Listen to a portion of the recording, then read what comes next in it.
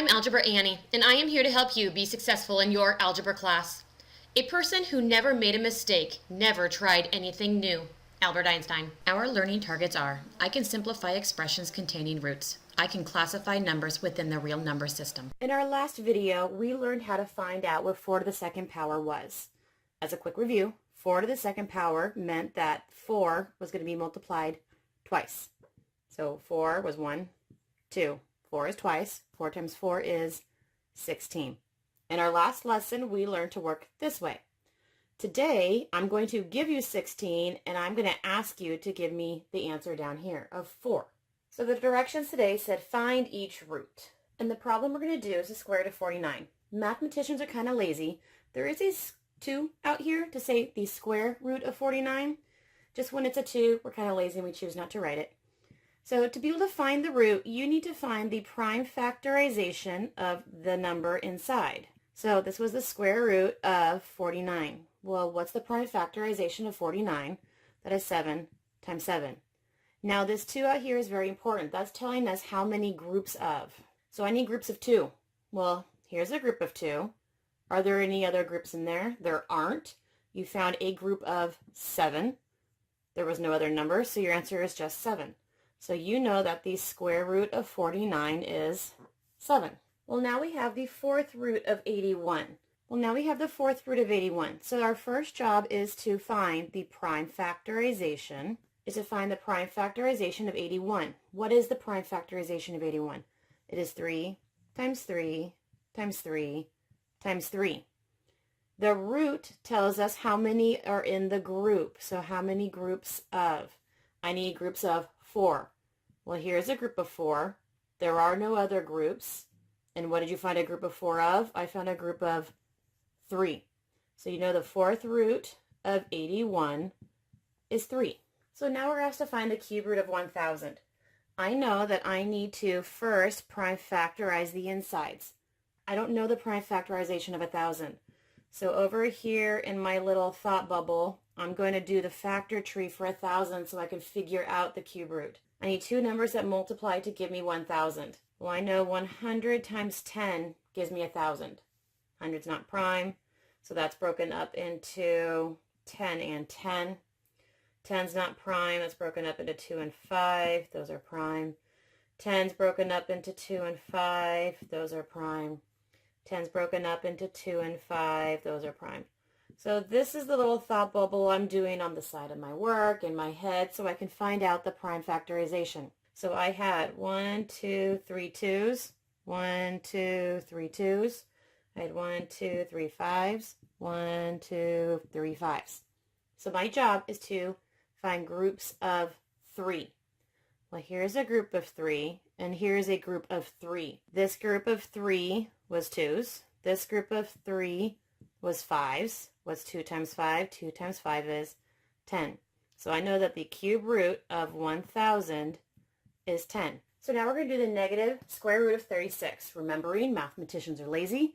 This is supposed to be the square root of 36. So now I'm supposed to find the prime factorization of 36. I don't know the prime factorization of 36. So here's my little thought bubble over here. 36, I need the prime factorization.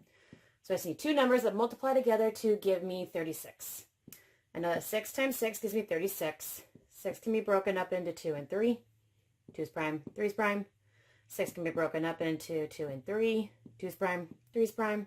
Everything ended in a prime. So let's prime factorize. 2 times 2. So 2 times 2. 3 times 3. 3 times 3. The answer is negative. So the answer is negative. Now I need groups of 2. Well, here's a group of 2. Here's another group of 2. So that was 2. That was a group of 3. So my answer is negative, negative. Within this group of 2, I had 2. Within this group of 2, there were the number 3. So negative 2 times 3 is a negative 6. So I know the negative square root of 36 is negative 6. And you're done. Now there is another way to think about this, and I want to go through that method with this. So now we have the third root of negative 125. Now I want to do this one kind of condensing the method that we have been doing. We needed a group of 3. So that means I needed a number 3 times, and it had to be the same number 3 times, and that would give me 125. This is kind of like the prime factorization. We're just shortening it a bit. Can you think of one single number that you would multiply together 3 times that gave us negative 125? Well, if the answer was negative, we know that all 3 of these in here had to be negative, because a negative times a negative is a positive. Positive times another negative is a negative. So we have our negative covered. Now we just need something that gives us 125. Well, let's just kind of check things. 2 times 2 times 2. Does 2 work? No, this gives us 8. That doesn't work. 3 times 3 times 3. Well, what does that give us? 3 times 3 is 9. 9 times 3 is 27. No. 4 times 4 times 4. 4 times 4 is 16. 6 times 4 is 64. Nope, that doesn't work. 5 times 5 times 5. 5 times 5 is 25. 25 times 5 is 125. That was the number that we needed. So I know they're 5s. So negative 5 times negative 5 times negative 5. So what did you get 3 times? You got negative 5. So you know that the cube root of negative 125 is negative 5. And you're done. So this is another way you could do it if you did not want to do the prime factorization factor trees. So now we have the 4th root of 256. Let's pretend you did not want to do the prime factorization factor trees that I was doing with you. So you're going to do the condensed version. Groups of 4 meant I needed 4 numbers in here, and when I multiplied all these numbers together, I got 256. So let's kind of just do the guess and check method. 2 times 2 times 2 times 2. 2 times 2 is 4. 4 times 2 is 8. 8 times 2 is 16. That is not 256. 3 times 3 times 3 times 3. 3 times 3 is 9. 9 times 3 is 27. 27 times 3 is 81. That is not 256. 4 times 4. They have to be the same number. So we're just kind of guessing and checking. 4 times 4 times 4 times 4 is actually 256. So what number did you repeat every single time? We repeated 4 times.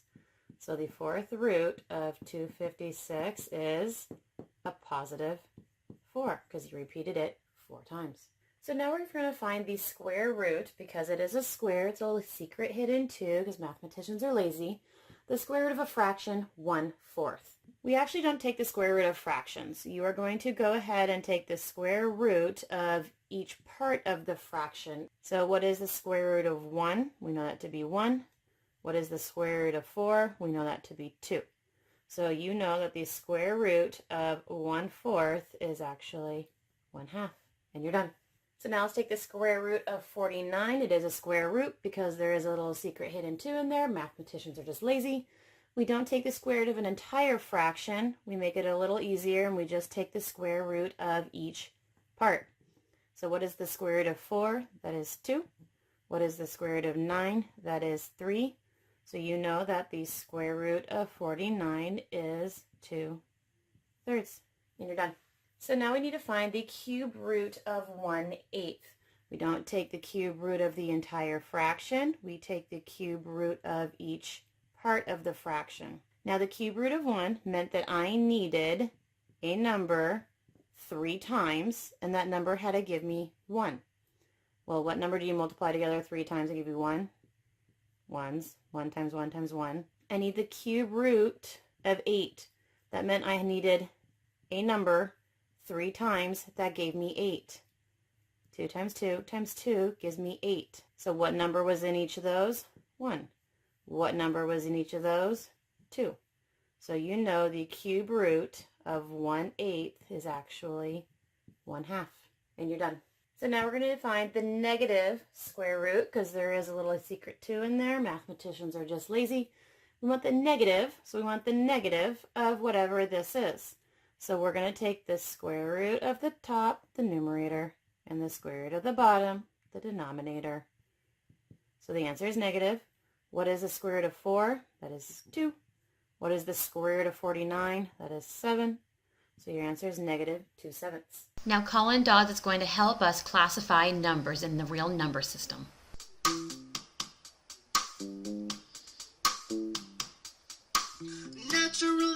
numbers are naturally numbers you count on your hands and your feet. 1, 2, 3, 4, 5, 6, and so on. Whole numbers are natural numbers plus 0. That's the only difference. Oh, oh. 0, 1, 2, 3, and so on.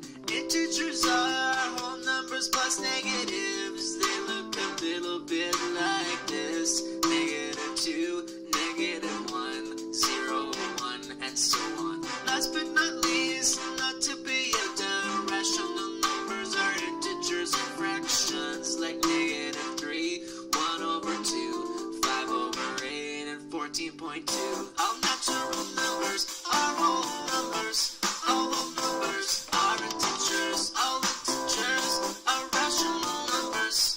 Now listen to that drummer. All natural numbers are whole numbers. All whole numbers are integers. All integers are rational numbers. Now listen to that drummer.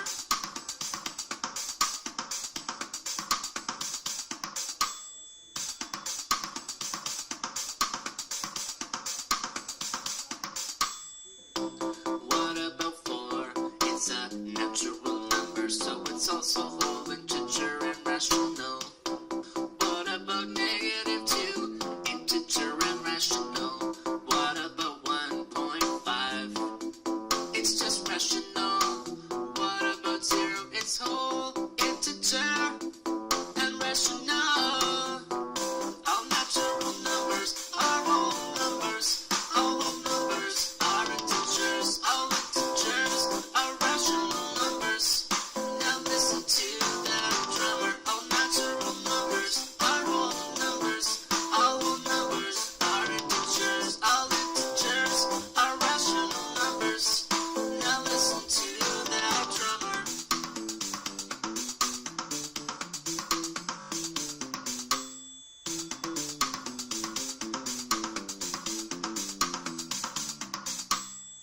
Thank you, Colin Dodds, for helping us learn how to classify numbers. What did we learn today? I can classify expressions containing roots. I can classify numbers within the real number system. And I look forward to seeing you tomorrow in class.